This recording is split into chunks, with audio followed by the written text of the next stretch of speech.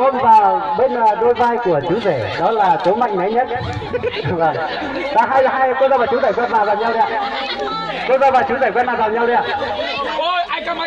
Cô dâu và chú rể quen vào nhau đi ạ. Vâng. Cô dâu và chú rể, thứ nhất là bên bây giờ đang ở tổ chức thanh niên là bên cô dâu thì cô dâu quay trước để chú rể quay sau cũng được. Chú rể hơn nha. Chú rể quay mặt vào cô dâu đi ạ. Quay mặt vào đi ạ. Không phải ngại không? Quay mặt vào đi. Bên thanh niên nào cũng phải trải qua cái đấy mà, không phải ngại đâu. Thứ nhất là cho dâu hai tay cần lên vai của chú rể đấy ạ.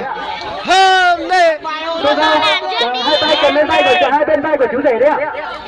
Cần lên đi ạ. Không phải ngại đâu. Cứ cần lên hai tay chú. Hai tay. Chú rể cần vào eo của cô dâu đi ạ. Bên dưới một chút. Vâng, bây giờ là 1, 2, 3, hôn đi. 1, 2, 3, hôn đi. 1, 2, 3, hôn đi. 1, 2, 3, hôn đi. Anh em biết là con dâu chú rể hôn đấy ạ. Quay về bên này chứ. Cô dâu hôn trước đi ạ. Chú rể hôn sau được bởi vì đang bên cô dâu nhiều hơn. Cô dâu hôn trước đi, hôn chú rể trước đi ạ. Các bạn nhìn nè. Các bạn cũng đã nhìn rõ rồi phải không ạ? Cũng đã quay phim nè, chắc là nhìn rõ tôi không? Đúng rồi. Các bạn nhìn rõ nha, lần này các bạn mà nhìn không rõ không có lần sau nữa đâu ạ. Đúng rồi. Tôi quay video một tí càng là nhá. Thế này nhầm.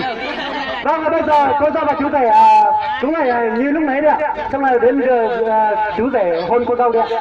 Để các bạn ấy quay video cái này không bao giờ để truyền nữa. Vâng, các bạn hai tay của chú rể cứ ôn lại cô dâu đi và hai tay cô dâu ôn lên vai của chú rể và bắt đầu hôn đi ạ. Vâng, các bạn nhìn kỹ nha, đừng có quên. Như lúc nãy chú rể ôn lên ạ. Không phải ngại gì đâu, thanh niên ai cũng phải trải qua cái đấy mà, không phải ngại. Mình đã yêu nhau khi mình hôn nhau nhiều để các bạn không nhìn thấy. Bây giờ là chính thức thì mình phải hôn làm thật, không phải ngại cái gì đâu. Vâng, xin mời cô dâu và chú rể. 1, 2, 3. Các bạn nhìn thấy rõ chưa? Cô dâu chú rể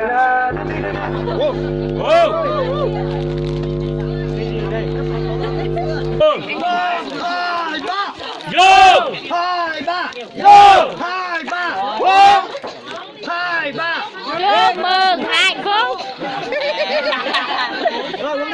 Thế nào đẹp cái tần không đó này. Ôi mày không có. Thôi, không phải nhà đâu đây. Đây, cầm lên cái này luôn đi. Trời ơi. Nhanh gọn.